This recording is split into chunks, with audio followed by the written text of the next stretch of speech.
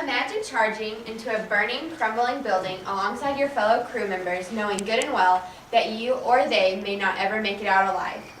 The September 11th terrorist attacks was a huge tragedy in the lives of many Americans. So many people volunteered to help with the search and rescue process of 9/11, and us as Americans that weren't directly involved need to understand their sacrifices and the dangers that they faced. I have researched several different aspects of the search and rescue of the 9/11 terrorist attacks and am prepared to share with you the information that I found.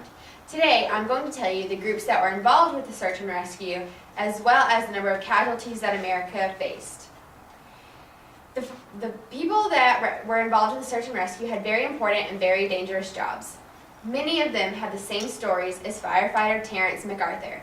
Terrence MacArthur, at the time that the second tower fell, had just carried a woman down from the 32nd floor and was 3 blocks away as he stood and watched the tower fall. As it fell, he knew that his fellow firefighter friends were dying. This led firefighter Terrence MacArthur to stay and work at Ground Zero 7 days a week, 12 to 16 hours a day, until November 28th, when Mayor Giuliani assigned the union workers to finish up at Ground Zero and said he wanted all civil workers to report back to their normal stations. The devastation and the loss that he saw and felt firsthand led him to have a broken life and a life of nightmares. Many of those who survived the search and rescue at 9/11 survived with bodies that were harmed. Their bodies were harmed because, as you can see from this picture, in the heart of the rubble was a lot of dust that caused respiratory problems. According to About.com, 61% of rescue workers who did not experience any respiratory problems before the attacks, 61% experienced respiratory problems after the attacks, and 37% experienced psychological disorders such as chronic depression and post-traumatic stress disorder. According to U.S. Senator Thad Cochran, several organizations helped alleviate the after effects of the 9/11 terrorist attacks. The American Red Cross helped to donate blood. The D.C. Firefighters Association accepted donations for families who had lost New York firefighters. The Salvation Army provided food and counseling.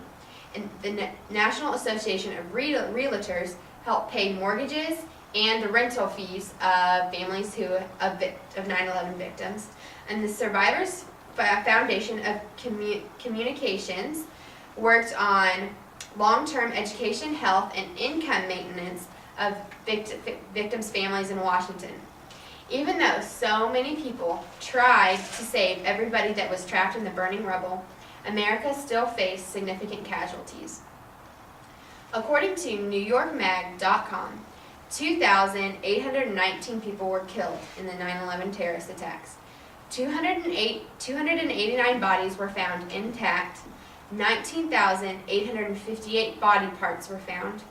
23 NYPD officers were killed. 343 firefighters were killed. And 37 Port Arthur policemen were killed.